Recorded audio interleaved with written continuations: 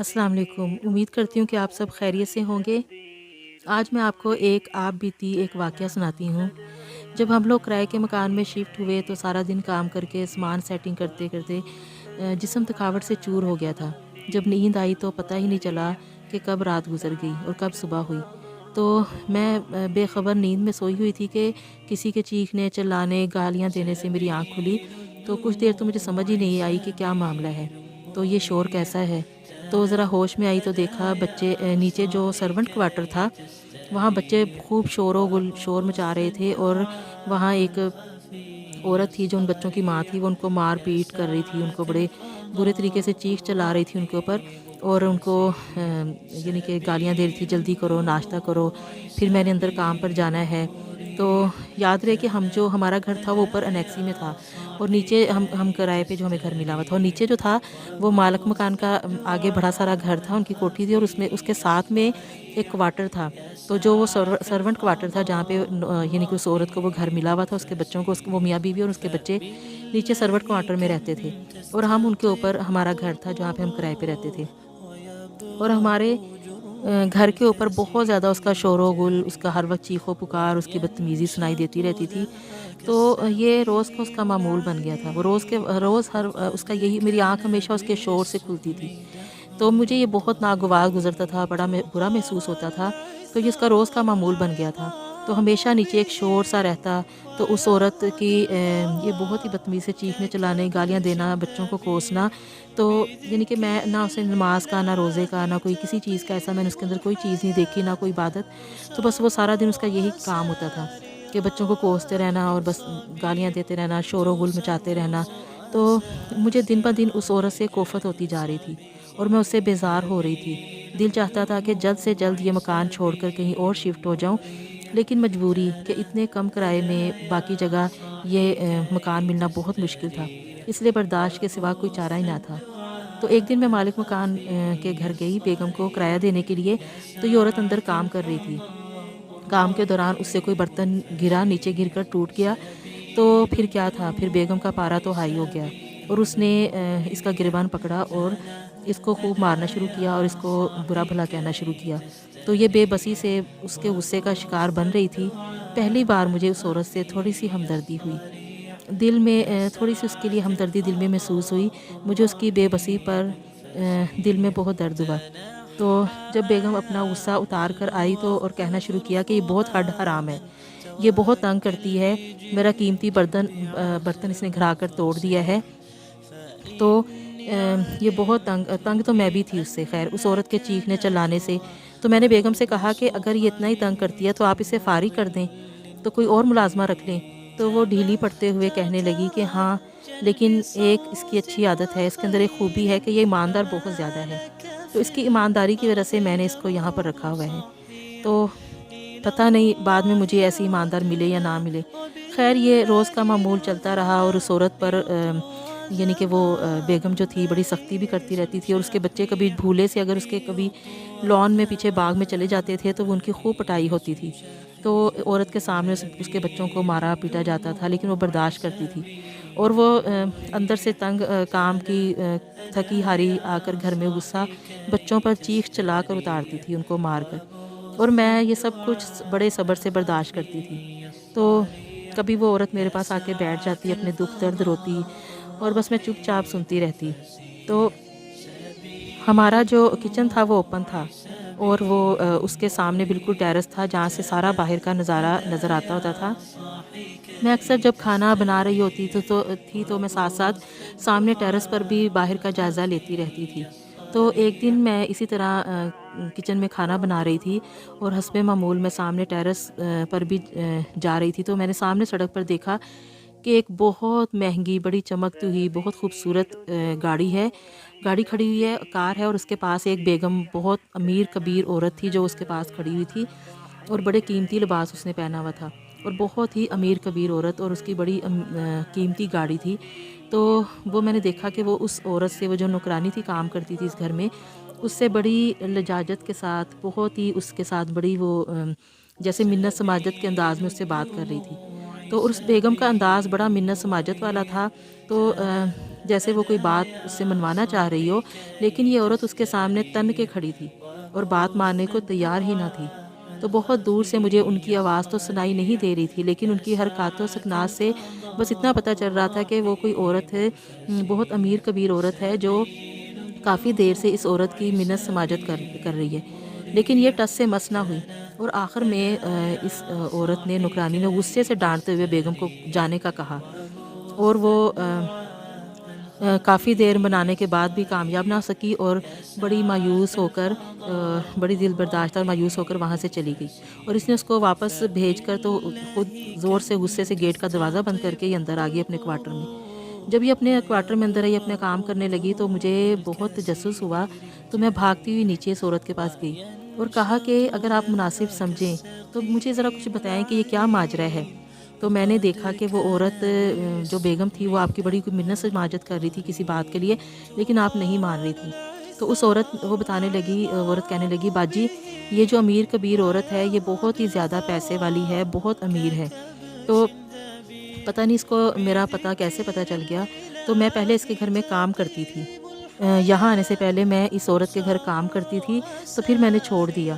اب یہ دوبارہ آئی ہے، مجھے پتہ نہیں کہاں سے ڈھونڈا اس نے، اور یہ میری منت سماجت کر رہی تھی کہ دوبارہ کام سٹارٹ کر دو، تو لیکن میں ماننے کو تیار نہیں تھی۔ تو یہ مجھے کہہ رہی تھی، میں تمہیں منہ مانگی تنخواہ دوں گی، تمہارے بچوں کی ساری پڑھائی کا خرچہ میرے ذمے ہے، اور میں تمہیں ایک گھر بھی لے کے دوں گی جو تمہارے نام پہ کروں گی، اور تمہارے بچوں کو مہنگے اسکولوں میں پڑھاؤں گی، اور تمہارے یعنی کہ جتنی تمہاری ضروریات ہیں، تمہاری ہر خوشی غمی کا سارا خرچہ میرے ذمے ہے، اور تمہاری بچیوں کی شادی کی بھی ذمہ داری میرے پاس ہے۔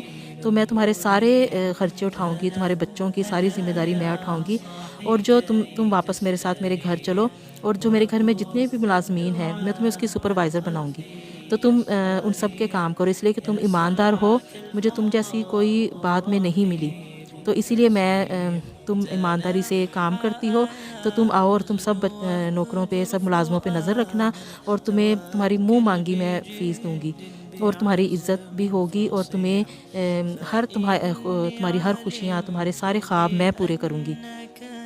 میں دم سادے اس کی یہ بات سنتے جا رہی تھی، تو مزید وہ بتانے لگی کہ باجی جب میں اس کے گھر کام کرتی تھی تو یہ بیگم اپنا سارا زیور، جب شادیوں پر اسے کبھی جانا ہوتا تھا کسی فنکشن پر، تو میرے حوالے کرتی تھی، اور میں ہی اس کا سنبھال کے رکھتی تھی۔ تو اسے یقین تھا کہ اب میں ایمانداری سے اس کا سارا عمارت میں خیانت نہیں کروں گی، تو اس لیے وہ ہر چیز میرے پاس رکھواتی تھی، اپنے چیک بکس، اپنے پیسے، اپنے زیور جو بھی ہوتا تھا سب میرے پاس رکھواتی تھی۔ تو اب وہ مجھے واپس بلانے کے لیے آئی تھی، تو میں بڑی حیرانی اور افسوس سے میں نے اس کو کہا کہ تمہارے اندر کوئی عقل نام کی چیز ہے؟ جہاں تمہیں اتنی عزت اور پیسہ اور خوشی مل رہی ہے، تم اسے کیوں ٹھکرا رہی ہو؟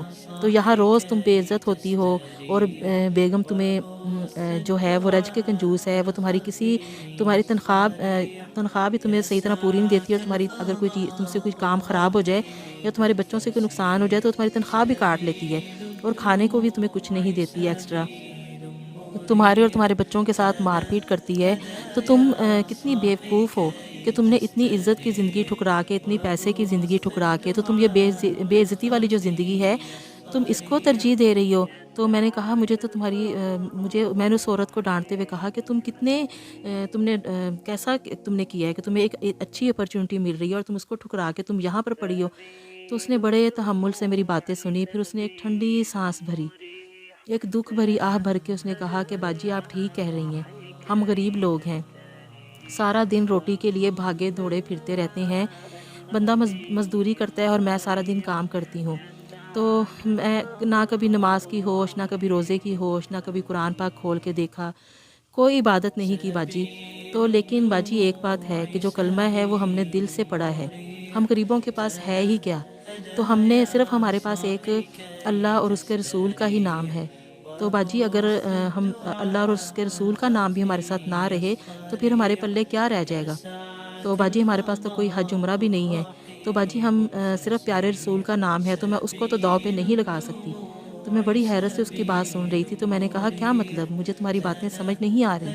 تو وہ روتے ہوئے کہنے لگی باجی وہ جو بیگم آئی تھی وہ قادیانی مرزئی ہے، تو میں جہاں پر میں کام کرتی تھی، جب مجھے یہ بات پتہ چلی تو میں نے اس کا کام وہاں سے چھوڑ دیا، اور اور باجی مجھے اس میں کوئی شک نہیں ہے کہ وہاں بہت آسائشیں ہیں، وہاں میں آسائشوں میں رہتی تھی اور مجھے پتہ بھی نہیں چلتا تھا، تو لیکن جب مجھے پتہ چلا کہ یہ میرے اللہ اور اس کے نبی کے دشمن ہیں، تو میں نے اپنا بوریا بستر سمیٹا اور ادھر چلی آئی۔ تو مجھے باجی مجھے ذلت کی نوکری تو میں برداشت کر سکتی ہوں، پر اپنے نبی سے بے وفائی برداشت نہیں مجھے اپنے نبی کے دشمنوں سے کوئی عزت، کوئی پیسہ نہیں چاہیے، کیونکہ میرے پاس کوئی عمل نہیں ہے، صرف ایک اللہ اور نبی کا نام ہے جو مجھ گناہگار کے نام کے ساتھ جڑا ہوا ہے، تو میں اسے کیسے الگ کر دوں؟ وہاں میرا ایمان، میری نسلوں کا ایمان خطرے میں تھا، اس لیے وہ ساری دنیا کی دولت بھی میرے نام لگا دے تو مجھے یہ سودا منظور نہیں، مجھے یہ زندگی قبول ہے، کم از کم یہاں میرا ایمان تو سلامت ہے۔ یہ سب کہتے ہوئے اس کی آنکھوں میں آنسو تھے اور میری آنکھوں میں بھی آنسو تھے اور میری آنکھیں آنسوؤں سے بھری ہوئی تھیں، اور میں اپنے سامنے اس عظیم عورت کا قد بہت اونچا محسوس کر رہی تھی اور اس کا قد بہت اونچا بلندی پر دیکھ رہی تھی۔ میرے دل میں اس عورت کا مقام، اس کی عزت، اس کا مرتبہ کہیں زیادہ بڑھ گیا تھا۔ میں اس کے ہاتھ چوم کر اعتراف کر رہی تھی کہ کسی کی ظاہری حالت کو دیکھ کر اندازہ نہیں لگانا چاہیے کہ یہ بندہ کمتر ہے۔ اس وقت وہ مجھے وقت کی ولی لگ رہی تھی اور بہت پیار آ رہا تھا، میں اس کو عقیدت سے اس پہ میں دیکھ رہی تھی اس کو، اور میری نظر میں وہ اللہ کے لیے جس نے اس کے سامنے دو راستے تھے، تو ایک تنگی کا اور ایک آسانی کا، اس نے آسانی کا راستہ چھوڑ کے تنگی کا راستہ چن لیا تھا۔ تو جب اس کے سامنے دو راستے آئے تو اس نے تنگی کا راستہ چن کر اپنی آخرت آسان کر دی، اور کتنے ہی لوگ ہیں جو آسانی کا راستہ چن کر اپنی آخرت تنگ کر لیتے ہیں۔ اب وہ اپنے امتحان میں پاس ہو گئی تھی، اور اس نے دولت، عزت سب کو ٹھوکر مار کر اپنے نبی کا نام اپنے اوپر اس کو مقدم رکھا۔ اس نے دنیا کی دولت گوا کر اپنے نبی کے نام کی دولت کو پا لیا تھا۔ دنیا میں بہت کم لوگ ایسے مرتبے والے، عزت والے، گمنام ولی ہوتے ہیں۔ مجھے اس پر بہت پیار آ رہا تھا، اور میں سوچ رہی تھی کہ اللہ اور اس کے رسول کو اس پر کتنا پیار آ رہا ہوگا۔ سودا کرتے ہوئے بظاہر یہ گھاٹے کا سودا لگ رہا تھا، لیکن اس نے اپنے اور اپنے بچوں کا ایمان بچاتے ہوئے ہمیشہ کے لیے نفع کا سودا کر لیا تھا۔ وہ آج بھی میری پکی سہیلی ہے، مجھ سے ملتی ہے۔ اللہ نے اس پر اپنی رحمت کا بہت بڑا کرم کیا ہوا ہے۔ اس کا اپنا ذاتی 3 منزلہ خوبصورت گھر ہے، اس کی سب بچیوں کی بڑی اچھی جگہوں پہ شادیاں بھی ہوئیں اور وہ بڑی خوش ہے۔ وہ آج بھی بہت خوش ہے اور مطمئن ہے، کیونکہ اللہ اپنے دوستوں کو کبھی تنہا نہیں چھوڑتا۔ میری امی کہتی تھی اللہ ان کے اوپر رحمت کا سایہ کرے کہ کبھی کسی کی ظاہری حالت کو دیکھ کر اندازہ نہیں لگانا چاہیے، پتہ نہیں وہ اندر سے کتنا اللہ کا ولی بندہ ہوتا ہے۔ وہ کسی شاعر نے کہا ہے نا، پنجابی میں کہتے ہیں کہ عشق دے چلے بازی لے گئے، عقل مندہ ایویں عمرہ گالیاں۔ کئی عقل مند ہوتے ہیں، وہ ساری عمریں اپنی ویسی ضائع کر لیتے ہیں، گال لیتے ہیں، اور جو عشق والے ہوتے ہیں، جو عشق کے چلے ہوتے ہیں، جو اس جیسے بیوقوف پاگل ہوتے ہیں، عشق والے ہوتے ہیں، وہ بازی لے جاتے ہیں، دنیا میں بھی بازی لے جاتے ہیں اور آخرت میں بھی بازی لے جاتے ہیں، اور جیت انہی کا مقدر ہوتی ہے دنیا اور آخرت میں۔ تو امید کرتی ہوں آپ کو آج کی اچھی بات پسند آئی ہوگی۔ مزید اچھی باتیں سننے کے لیے لائک، سبسکرائب اور کمنٹس کریں۔ انشاءاللہ آپ سے پھر ملاقات ہوگی۔ اللہ آپ کا حامی و ناصر ہو۔ اللہ حافظ۔